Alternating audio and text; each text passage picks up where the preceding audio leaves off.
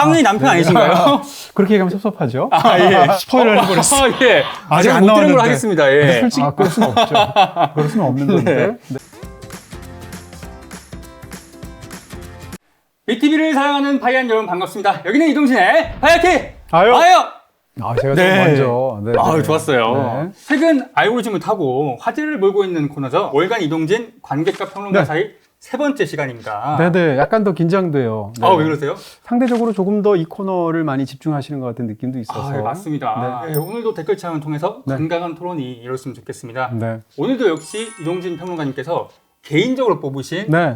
한국 영화 최고의 감독 네. 베스트 7입니다. 네. 어디 무슨 조사기관에서 이렇게 설문조사한 거 아니고요. 네. 네. 저 혼자 이렇게 막 생각을 해서. 맞습니다. 예. 이분 넣어야 되는데, 이분 빼야 되는데 등등 해서. 네. 고민 끝에 만든 제가 7명의 자료를 드렸고요. 그렇습니다. 그걸 가지고 이렇게 멋지게 또 판넬을 만들어 오셨어요. 네. 자, 오늘 7분의 감독님을 소개를 하고 네. 이 감독님들의 가장 좋아하시는 영화 네. 그리고 가장 상대적으로 덜 좋아하는 영화를 네네네. 뽑아주시겠어요? 일단 전제하고 싶은 것은 이 7명의 감독을 사실 고를 때 굉장히 힘들었어요. 그렇죠. 왜냐하면 8번째 감독, 네. 9번째 감독이 있을 테니까. 그렇죠. 그렇지만 어쨌건 현존하는 감독들, 그 중에서도 아직도 그 작품 활동을 한다고 볼 수 있는 네. 그런 그 현재의 그 활동하시는 감독님들 중에서 순전히 제가 영화평론가로 볼 때 한국 최고의 감독이다라고 생각하는 분 7명을 뽑았다. 이 네. 말씀 먼저 드리게 되고요. 그리고 이제 좋은 영화 한 편, 최고의 영화, 그 다음에 그분이 만든 영화 중에서 상대적으로 덜 좋은 영화 한 편씩을 각각 설명하려고 그러는데. 쉽지 않죠. 네, 이것은 어디까지나 상대적인 개념이고, 네. 기본적으로 한국의 가장 뛰어난 감독들이기 때문에 맞습니다. 그분들의 덜 좋은 영화를 뽑아도 그 영화도 기본적으로 굉장히 흥미로운 영화예요. 그렇죠. 네. 작가님 싫어하시는 게 아니고 네. 작가님이 덜 좋아하는 영화라고 하더라도 평점이 4점 넘을 수도 있고. 그럼요. 그렇죠. 네, 얼마든지 그럴 수 있다. 5점짜리는 더더욱 많고요. 네네. 어쨌건 제가 7명을 뽑으면서 다시 한번 생각하게 된 어떤 저의 생각이 있다면, 네. 영화를 잘 만드는 감독은 기본적으로 영화적으로 굉장히 독한 사람들이다. 이렇게 얘기할 수 있어요. 어떤 점에서요? 독하다는 게 단순히 남한테 강압적으로 한다, 푸시한다 이런 뜻이 아니고요. 네. 여러 가지 방법이 있을 수 있습니다. 한없이 좋은 인성을 가지면서 덕장처럼 이렇게 하고 있지만 그럼에도 불구하고 또 다른 방식으로 독한 사람이 있을 수도 있고 네. 막 다그치는 사람이 있을 수도 있고 여러 가지 취향이 있을 수 있고 방법론이 다를 수는 있는데 예를 들면 뭐 디테일이나 본인이 원하는 느낌을 살리기 위해서 그럴 수도 있죠. 네. 네. 그런 부분에서 어떤 면에서는 영화라는 것은 기본적으로 타협의 예술인데 네. 이 타협에서 호락호락하지 않은 사람들 그러면서 끝까지 가는 사람들 이런 분들이 결국 좋은 감독이 되는 게 아닌가라는 그런 생각은 하게 됐어요. 네. 자, 그럼 첫 번째 감독님 지금부터, 뽑아보겠습니다. 네, 순서 없이 무순으로 네, 하겠습니다. 랜덤하게 뽑아볼게요. 네. 일단 뭐 가까운 분부터 한번 뽑아보겠습니다. 하나, 둘, 셋! 가장 한국적인 영화를 만드신다고 네. 하시는 이창동 감독님이세요. 이창동 감독님을 생각하면 저는 일단 이렇게 말씀드리고 싶습니다. 네. 한국 영화가 도달할 수 있는 깊이는 곧 이창동 감독이 도달한 깊이다. 이런 극찬이 있을까요? 네네네. 정말 위대한 감독이라는 생각이 들고요. 네. 이창동 감독의 영화를 생각하면 이창동 감독이라는 사람을 이렇게 예술가를 생각하면 제가 떠오르는 어떤 그림 같은 게 있어요. 어떤 그림이요? 그게 뭔가 하면 우리가 기본적으로 이제 고전적으로 예술가를 묘사할 때 쓰는 말들이 있는데 네. 내 앞에 세계가 있단 말이에요. 세계 앞에 단독자로서 맞서는 고독한 예술가의 삶 이런 게 있거든요. 네. 거기에 가장 들어맞는 한국 감독이 이창동 감독이 아닌가 이런 생각을 하고 있고요. 네.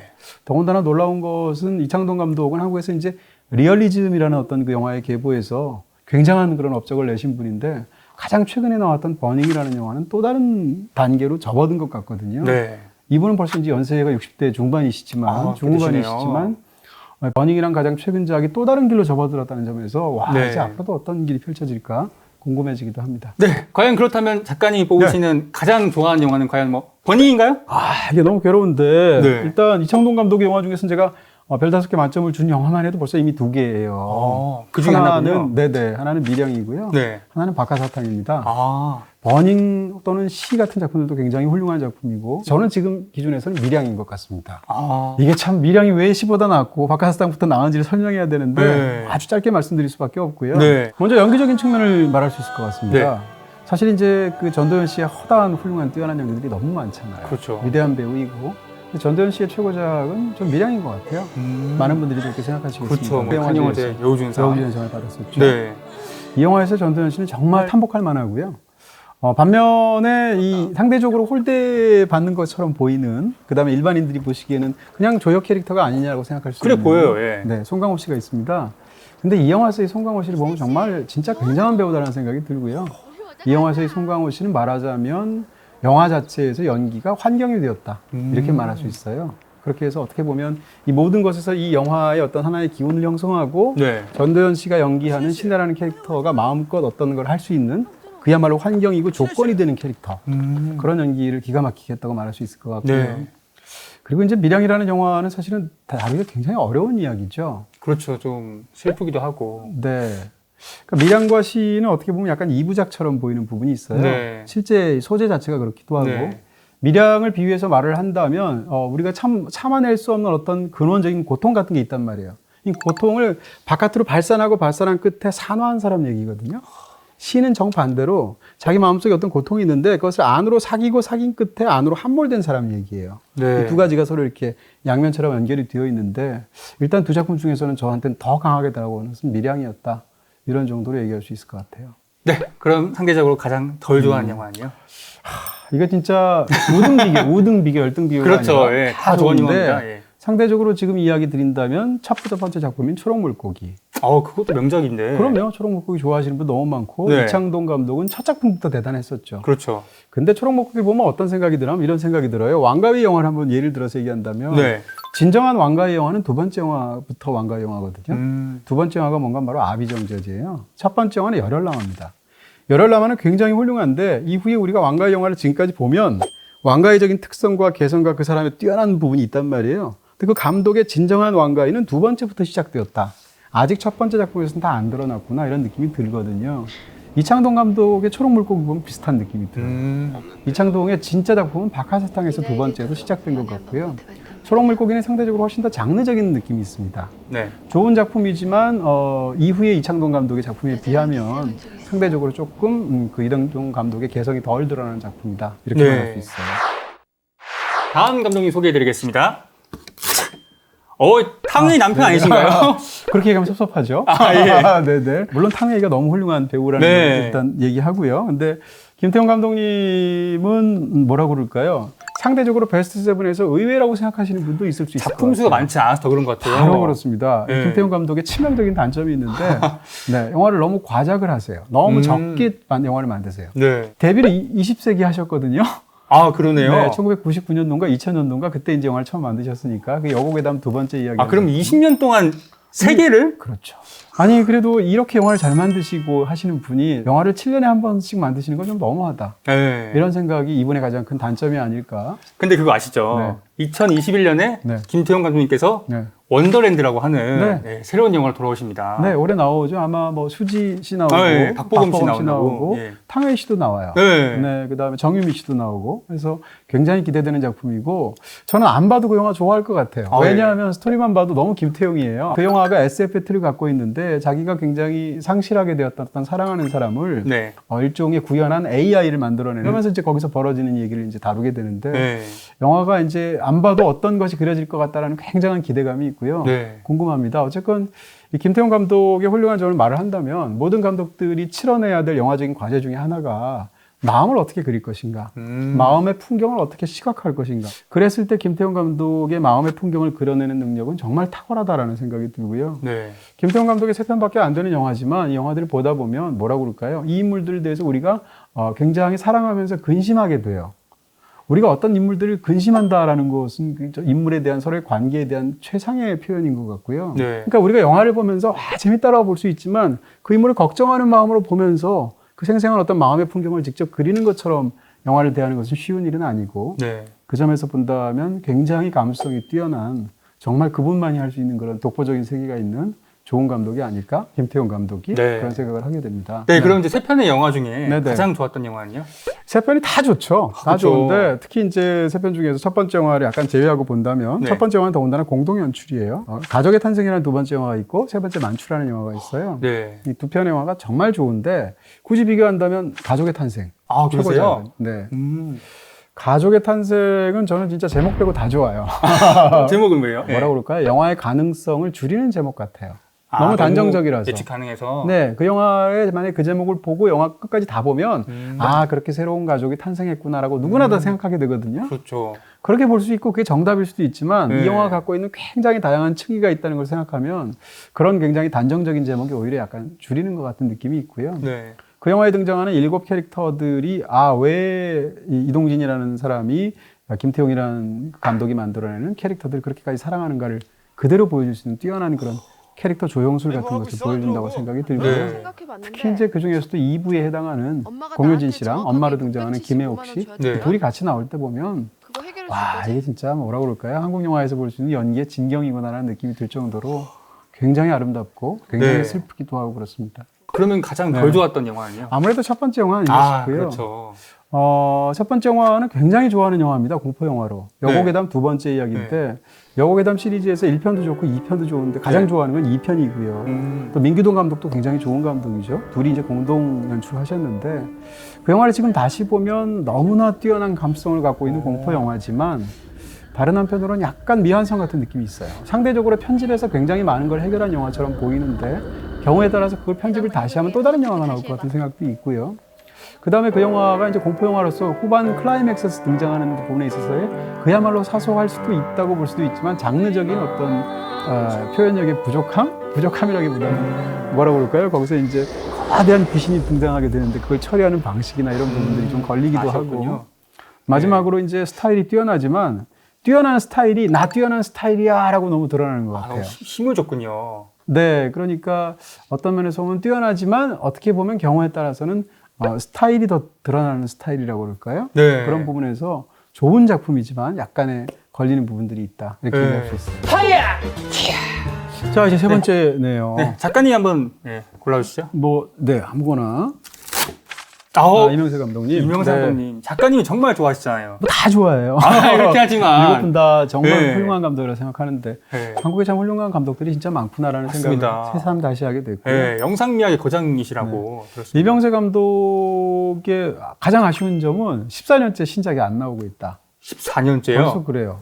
영화라는 게 예를 들면 다른 예술하고 달리 기본적으로 돈이 굉장히 많이 들지 않습니까? 그렇죠. 그러니까 자기 돈을 털어서 만들기에는 감당이 안 되는 정도의 그런 예술이고요. 그러니까 기본적으로 투자자도 있어야 되고 등등등 많은데 우리가 알고 있는 세계적인 거장들도 뭐라고 그럴까요? 영화 투자가 안 돼서 영화 못 만들어서 굉장히 괴로워하는 사람이 너무 많아요. 구로사와 아키라 같은 감독도 그랬었고요. 사실은 이명세 감독은 굉장히 만들고 싶어 할 텐데 어쨌건 현재는 그런 상황이라는 게 제일 안타깝다. 이걸 먼저 전제하고 싶고요. 이명세 감독은 뭐라고 그럴까요? 영화 근본주의자? 이렇게 말할 수 있을 것 같고 영화 원리주의자? 가장 좋은 의미에서 또 약간 수사적인 표현을 쓴다면 이명세는 하나밖에 없다. 이런 말도 좀 하고 싶고요. 보통 이제 어떤 감독을 분석하게 되면 그 감독이 영향을 받은 어떤 그 레퍼런스도 있고 또는 비슷한 부류의 유파도 있고 이렇단 말이에요. 근데 이명세는 유파도 없고 레퍼런스도 없는 감독인 것 같아요. 그러면서 뭐라고 그럴까요? 영화를 생각할 때 이미지로 사유한다고 그럴까요? 그러니까 만약에 이명세 감독의 영화를 시나리오만 본다면 별로 의미가 없을 것 같아요.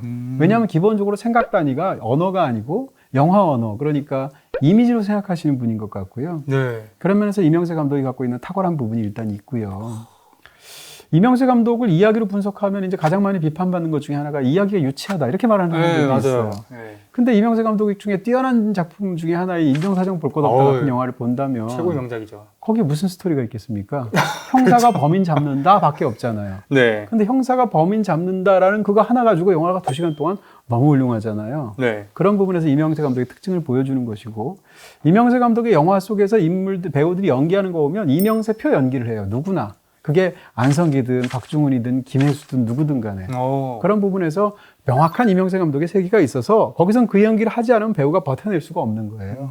그런 면에서도 이명세 월드가 보여주는 어떤 확고한 그런 인상 같은 것이 있다 이렇게 말씀드릴 수가 있고요. 가장 좋아하는 영화 뽑아주시죠. 이명세 감독의 베스트는 이제 역시 별 5개를 준 건 2개예요. 하나는 첫사랑이라는 작품이고 하나는 인정사정 볼 것 없다인데 인정사정 볼 것 없다가 더 뛰어나다고 봐야겠죠. 그래서 최고작은 인정사정 볼 것 없다로 말씀드릴 수 있을 것 같고요. 우리나라 영화 역사상 최고의 액션 영화라고 저는 생각하고요. 그다음 영화를 보면서 이 영화가 영원히 계속됐으면 좋겠다라고 생각하면서 봤어요. 너무 재밌어서 그 당시에. 그래서 그런 생각을 갖고 있는 영화는 사실 거의 없고요.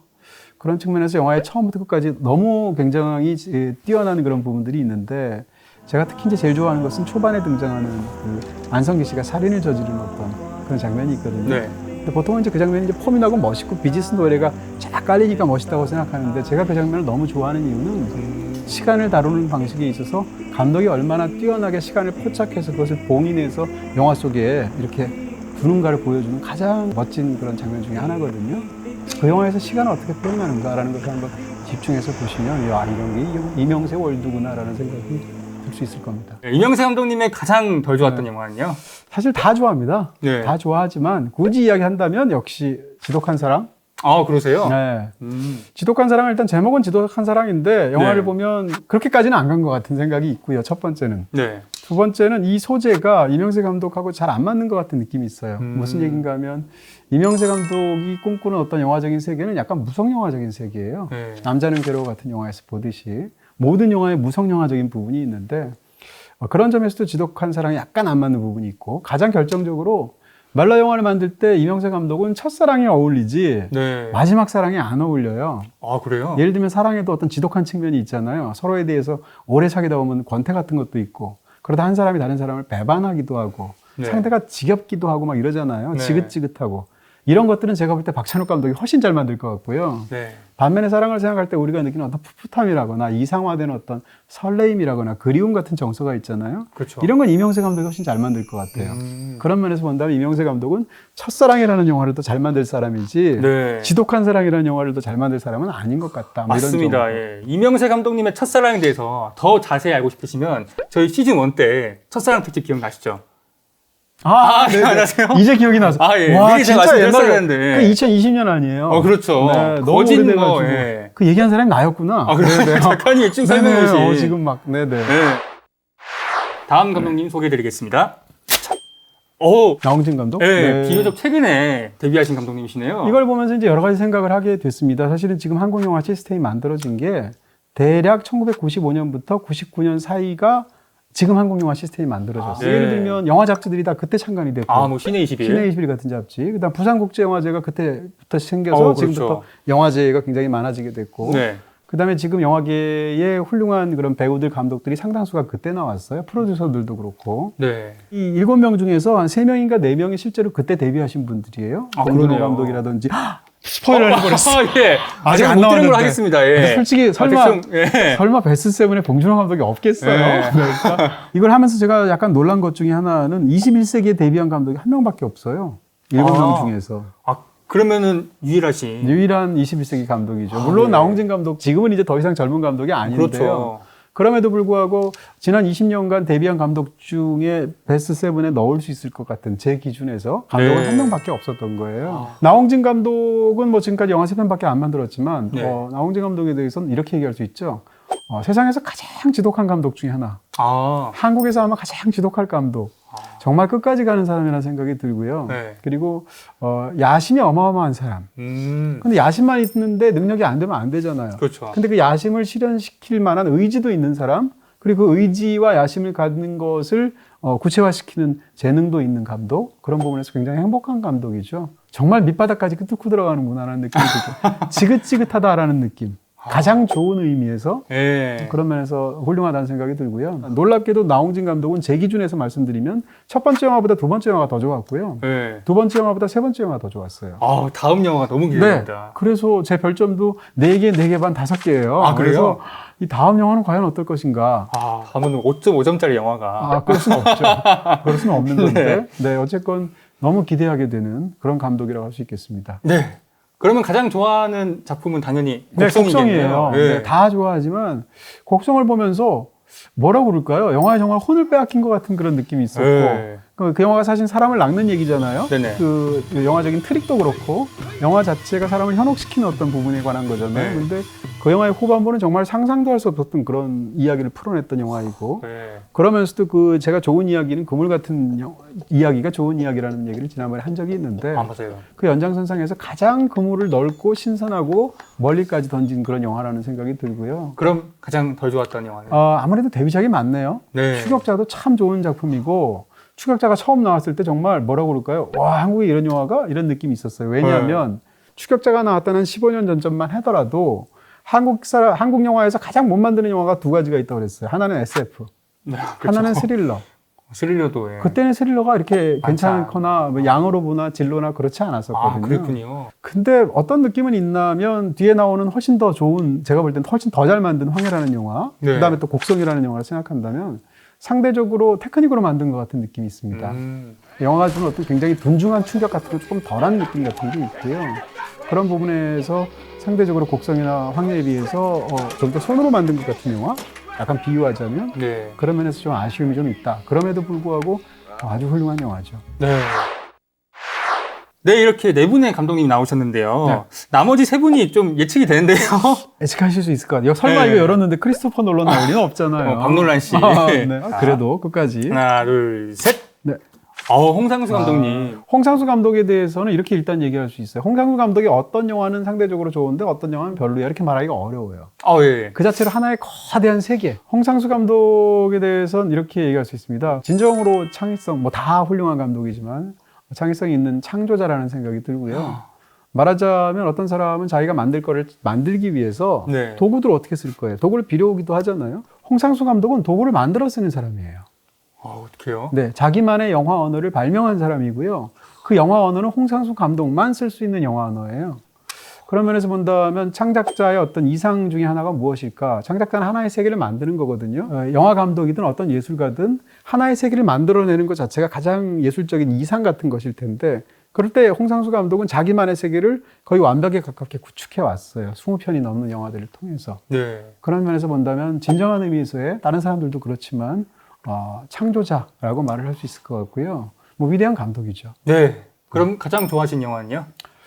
홍상수 감독의 가장 좋아하는 영화를 아까 말씀드린 그 이론 때문에 그 논리 때문에 사실은 말하기가 어려워요. 왜냐하면 이 작품들 사이에서 어느 게 좋고 어느 게 나쁘다고 말하기가 어려운 측면이거든요. 그러네요. 그럼에도 그러시니까. 불구하고 굳이 하나를 꼽으라면 오키 영화를 저는 꼽고 싶습니다. 그런데 이 많은 작품 중에서 오키 영화를 뽑은 이유 중에 하나는 홍상수 감독의 영화에 완전히 매료되어서 굉장하다라고 이 영화를 보면서도 뭐라고 그럴까요? 영화를 보면서 와 이젠 신비하기까지 하다라고 느낀 최초의 영화가 저한테는 오키 영화였었고요. 홍상수 감독의 영화는 초기에는 어떻게 사람들에 의해서 얘기를 했냐면 지금 생각하면 약간 오해된 측면도 있지만 일상성의 영화 이렇게 얘기를 했단 말이에요. 그래 보이죠? 네, 일상에서 우리가 흔히 겪는 것들을 굉장히 극사실적으로 보여주는 영화처럼 보여요. 네. 그런 부분도 없지 않았는데 이게 오키 영화쯤에 오게 되면 어떻게 되냐면 홍상수 영화의 두 번째 경향들이 나타나기 시작합니다. 그게 바로 약간 좀 문예사조로 얘기한다면 모더니즘적인 경향이거든요. 네. 모더니즘이라는 것은 기본적으로 문예사조에서 리얼리즘에 대한 반발로 나온 거예요. 네. 리얼리즘에서는 얘기들이 여러 가지 느낌이 있잖아요. 예를 들면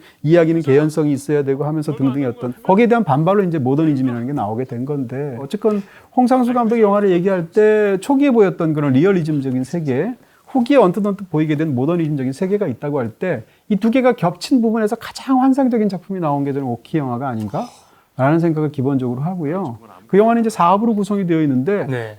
똑같은 배우가 연기하는데 저게 같은 인물이야? 싶은 정도도 있고 또는 시간적인 연속은 어떻게 되는 거야? 싶은 분들도 있어요. 근데 어쨌건 거기서 길어내는 어떤 굉장히 짙은 페이소스까지 참 굉장한 신비로운 그런 멋진 영화가 아닌가라는 생각을 하고요. 홍상수 감독의 영화는 항상 훌륭하고 좋았지만 홍상수 감독의 필모그래피를 전부 다 이렇게 보아온 사람 입장에서 2010년, 2011년 이때 오키 영화를 만들고 그 다음에 북촌방향을 만들었어요. 이 두 가지 사이에서 이 지점 어디가 현재까지 제가 본 홍상수 영화의 가장 뛰어났던 진경이 아니었을까? 이렇게 추측하게 되죠. 가장 아쉬웠던 영화는요? 사실은 다 좋아하는데요. 네. 굳이 한 작품을 고르라면 여자는 남자의 미래다라는 작품이에요. 그건 왜요?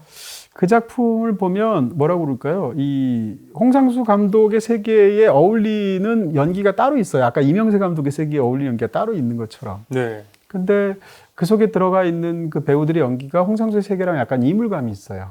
완벽하게 그 미학적으로 동화되지 않은 느낌? 그게 이제 남자 배우도 있고 여자 배우도 있어요. 또 한 가지는 홍상수 감독의 영화를 보면서 질척대는 느낌을 받은 유일한 영화예요.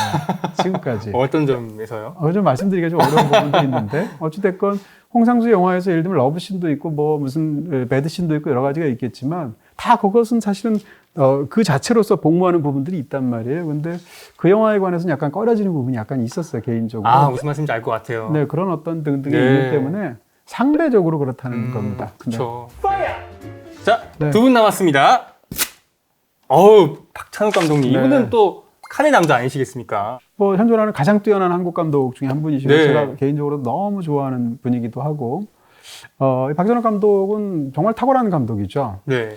말하자면 지금 이제 우리가 상상도 못했던 기생충이 어마어마한 그런 성공을 국제적으로 거둬서 완전히 판을 바꿔버렸는데 네. 그 전까지 국제적으로 가장 많이 알려진 한국 영화를 대변하는 단 한 편의 영화는 올드보이죠. 올드보이였어요. 박찬욱 감독의 올드보이였었고요. 네.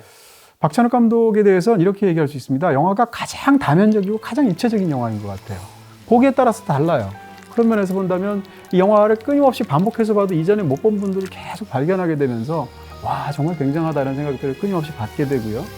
또 한 가지는 기본적으로 박찬욱 감독은 장르의 틀 안에서 많은 영화들을 만드는 것처럼 보인단 말이에요. 그렇죠. 그럼 장르라는 것은 기본적으로 개성을 죽이는 측면들이 있단 말이에요. 왜냐하면 네. 장르에는 관습이라는 것이 있으니까. 네. 근데 박찬욱 감독 영화를 보면 어떤 영화든 10분만 봐도 박찬욱 감독의 영화라는 느낌이 와요. 제가 그걸 확신하게 된 건 게 박찬욱 감독이 할리우드에서 만든 스토커라는 작품이 있죠. 이 스토커라는 작품은 감독이 약간 부분적으로 시나리오를 고치긴 했다고 하나 애초에 그 영화를 보면 어떤 느낌이 드냐면 처음부터 끝까지 박찬욱 감독이 오리지널 시나리오를 쓴 것 같아요. 아니거든요. 네. 스코필드라고 말해서 서코필이라고 우리가 말했던 네. 그 배우가 시나리오를 썼단 말이에요. 그런 면에서 보면 이 사람은 누가 다른 사람의 시나리오를 써가지고 와도 완벽하게 본인의 영화로 만들어내는 그런 정도의 감독이라는 생각이 들었었고요. 박찬욱 감독의 영화는 이제 우리가 예술가에서 가장 최고의 덕목이 뭐냐면 결국은 개성이지 않습니까? 그렇죠. 유니크함인데 그런 유니크함의 측면에서 박찬욱 감독의 세계는 정말 황홀할 정도의 그런 느낌이 분명히 있는 것이고요. 자, 그럼 최고작은 뭐 올드보이인가요? 아니에요. 아니에요? 올드보이도 너무 좋은데요. 네. 제가 제일 좋아하는 박찬욱 감독의 작품은 복수는 나의 것하고 박쥐 네. 그 편인데 약간 저울질하다가 저는 박쥐가 박찬욱 네. 감독의 최고작인 것 같아요. 방금 제가 포스터를 봤거든요. 여기 저거 제가 보고. 얼마나 좋아하면 네. 파이어 K 저렇게 초대형 사이즈로 네. 제일 잘 보이는 곳에 저렇게 모셔뒀겠습니까? 네, 박지일 수밖에 없겠다라고 생각했고요. 네, 송강호라는 정말 한국 영화에서 지난 20몇 년간을 빛내온 네. 정말 배우 중에 배우죠. 송강호 씨의 최고작은 저는 박쥐 같습니다. 네, 정말 송강호라는 배우의 모든 것이 다 들어가 있는 그런 여기적인 측면에서 탁월한 그 김옥빈 씨도 진짜 훌륭한 연기를 했고요. 나머지 배우는 말할 것도 없고. 네. 그다음에 아까 제가 그 박찬욱 감독의 영화가 다면체라는 얘기를 했지 않습니까? 어떤 방향에서 봐도 걸작이다라고 느끼게 된 작품이 바로 박쥐였어요. 이제 박찬욱이라는 굉장히 탁월한 예술가에게서 우리가 기대하는 모든 것이 다 들어있다. 이렇게 말할 수 있을 것 같고요. 영화를 보면 예를 들면 그 영화는 뭐 에로티시즘도 있잖아요. 그렇죠. 반대로 에로스뿐만 아니라 타나토스도 있어요. 죽음에 관한 어떤 그런 뭐라고 그럴까요? 인간의 어둡고 은밀한 충동이라고 그럴까? 네. 구원에 관한 메시지도 있고 그 다음에 죄책감이라는 오랜 박찬욱 감독의 테마도 있고 영화의 처음 시작을 보면 마치 이창동 영화 같아요. 병실에 들어오는 어떤 첫 장면을 보다 보면 근데 그러면서 굉장히 뭐라고 그럴까요? 이 컨트라스트가 굉장히 약하거든요. 네. 배경과 인물이 크게 구분되지 않는 방식으로 뒤로 가면 갈수록 영화가 점점 컨트라스트가 강해지면서 맨 뒤에 보면 거의 태양이 거의 타오르는 불빛처럼 보이지 않습니까? 네. 그렇게 나오는 그 영화의 어떤 진행 방향도 그렇고 이야기면 이야기, 연기면 연기, 아니면 걸 시각적으로 처리하는 방식이면 방식까지 그런 모든 것이 다 들어있는 정말 박찬욱 세계의 어떤 정점에 해당하는 네. 걸작이죠. 가장 더 좋아하신 작품은요? 이건 뭐 박찬욱 감독 스스로가 이야기하시니까. 아, 그 옛날 네, 거. 첫 번째 작품입니다. 저도 그렇게 생각하고요. 네. 어떻게 보면 본인 스스로가 그걸 약간 농담 소재로 삼기도 하는데 네. 사실 모든 감독이 최선의 환경 속에서 영화를 만드는 건 아니거든요. 바로 다른 해가 꾸는 꿈이라는 데뷔작인데 그 영화를 보면 지금 박찬욱 감독 영화에서 볼 정도의 그런 뭐라고 그럴까요? 배우들이 정말 막 반짝반짝 빛을 내는 것 같은 네. 그런 느낌이 없죠. 당시에 이제 주연 배우가 이승철 씨인데 이승철 씨는 사실 직업 배우가 아니기도 했었고요. 가수잖아요. 네, 가수이기도 했었고 심지어는 더빙을 했죠. 네. 그런 부분도 있고 해서 일단 배우 연기들이 좋을 수 없는 환경이었었고요. 그 다음에 그 영화가 갖고 있는 그야말로 문학적인 부분들이 있는데 내레이션이라든지 등등까지 이런 게 세월이 지나면서 그 당대적인 느낌이 굉장히 퇴색해서 네. 지금 보면 약간 이물감이 있는 것처럼 보이는 것도 사실이에요. 네. 네, 박찬욱 감독의 뭐라고 할까요? 진정한 그 우리가 좋아하는 출발점은 JSA부터죠. 근데 앞에 두 영화는 상대적으로 조금 다른 환경에서 만들어진 게 아닌가 싶습니다. 자, 그럼 가장 예측 가능한 마지막 한 분을 뽑아보겠습니다. 네, 가장 우리나라에서 유명한 감독님이라 할 수 있는 네. 봉준호 감독님이십니다. 네, 봉준호 감독인데 뭐 원래 봉준호 감독이 한국 영화의 거의 그 간판 스타죠. 그렇죠, 원래부터. 최고의 스타이면서도 가장 훌륭한 감독 중에 한 명이시고 네. 정말 뛰어난 감독이죠. 뭐 만인이 사랑하는. 네. 근데 기생충이 나오면서 진짜 어나더 레벨이 돼버렸어요. 네. 기생충이라는 작품은 한국 영화의 위상을 한국 영화 전체 네. 배경 역사를 통틀어서 네. 가장 극적으로 고양시킨 단 하나의 작품인 게 네, 사실일 거고요. 오죽하면 작가님이 그렇게 리액션 하셨을까요? 그러니까요. 아, 유동신 찬성문이랑 영상이. Parasite. 그런 면에서 이 기생충이 갖고 있는 것은 아마 세월이 흘러도 네. 굉장히 전설적인 작품일 수밖에 없어요. 설사 아카데미 작품상을 받고 황금종려상을 받는 또 다른 작품이 나와도 네. 기생충의 전설을 다시 한번 반복한 게 되는 거잖아요. 그리고 또 이제 기생충은 그런 것을 누릴 만큼 뛰어난 또 영화이기도 하고, 봉준호 감독의 정말 탁월한 점 중에 하나는 뭔가 하면 가장 많은 관객을 함께 끌고 가는 방식으로 본인의 영화 세계를 펼쳐냈다는 거예요. 일단 이런 정도의 뛰어난 영화를 만들어내는 사람이 1000만을 넘는 관객을 2번이나 넘었어요. 네. 이건 정말 어마어마한 일이거든요. 어떻게 보면 한국 관객의 우수성하고도 관련이 있을 수도 있다고까지 말할 수 있을 텐데, 네. 그런 면에서 봉준호 감독은 가장 많은 사람에게 통하는 방식으로 가장 멋진 그런 영화들을 만들어 왔다는 측면에서 네. 지금 사실 국제적으로 훌륭한 감독들이 굉장히 많잖아요. 그렇죠. 홍상수 감독도 있고, 뭐 박찬욱 감독, 네. 봉준호 감독, 뭐 이창동 감독 이런 분들이 있을 텐데, 네. 상대적으로 지금 한국 영화의 어떤 굉장히 화라산 같은 그런 인상을 만든 결정적인 단 한 명의 감독이 있다면 사실상 봉준호 감독이에요. 그런 면에서 지금 한국 영화의 어떤 시스템에 주는 어떤 신선한 충격도 가장 네. 크게 준 사람이 봉준호 감독이고, 봉준호 감독의 정점은 아직 안 온 것 같아요. 앞으로도 더 좋은 영화들이 나올 것 같아요. 완전 설렙니다. 네, 그런 정도의 어떤 평론가로서의 신뢰가 있다고 그럴까요? 네. 그런 면에서 굉장히 존경하는 그런 멋진 감독이죠. 네, 또 재밌는 게 작가님이 가장 좋아하시는 봉준호 감독 영화가 기생충이 아니라는 거죠? 네, 기생충 너무 좋은데 네. 기생충보다 더 좋아하는 영화가 한 2-3개 있어요. 일단 마더, 그렇죠. 살인의 추억.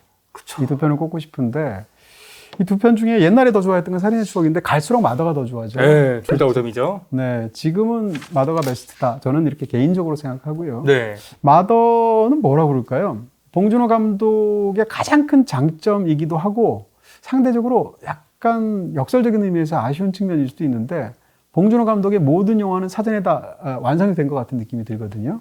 그런 느낌이 주는 게 있고, 봉준호 감독의 영화는 너무너무 잘 만든 설계도가 들어있는 것 같은 느낌이 있어요. 네. 시나리오만 봐도 와, 이 영화 걸작일 것 같고. 근데 봉준호 감독의 영화 중에서 가장 모를 것 같은 영화가 마더예요. 이 영화는 진짜 이상한 영화고 기이하고 뭔가 좀 비틀린 영화고 왜곡된 영화고 뭐 이런 영화란 말이에요. 그렇죠. 근데 그런 어떻게 보면 봉준호 감독 영화 중에서 상대적으로 가장 불가해한 측면이 많은 영화인데, 그 영화가 갖고 있는 최고의 측면들이 있단 말이에요. 역설적으로. 그런 면에서 마더가 너무 좋다라는 생각을 기본적으로 갖고 있고요. 또 한 가지는 오프닝과 라스트 씬이 마주보는 그 측면에 있어서 한국 영화 역사상 최고 작품이 전 마더라고 생각해요. 첫 장면은 김혜자 씨 혼자서 춤을 추는 장면이고, 네. 마지막 장면은 그 버스 안에서 관광버스 춤. 네, 모든 사람과 어울려서 추는 이 2장면은 기술적으로 보나 뭐 영화의 어떤 들어가 있는 내적으로 보나 정말 최고의 장면들이라는 생각이 들고요. 어떻게 영화의 시작과 끝을 이렇게 열고 닫지? 싶을 정도로 정말 비범하기 이를 데 없는 탁월한 그런 종결법과 시작법이었어요. 마지막 영화 소개입니다. 네. 가장 아쉬웠던 영화예요.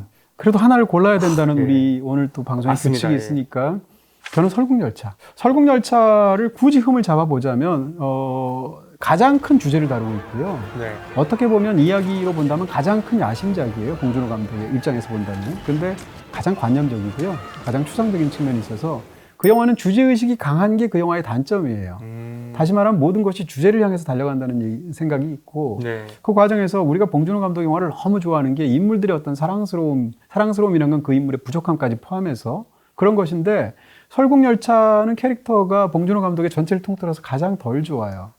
인물들이 네. 메시지에 종속이 되어 있어요. 그렇더라고요. 네, 그런 부분에서 설국열차가 아쉽다는 거고요.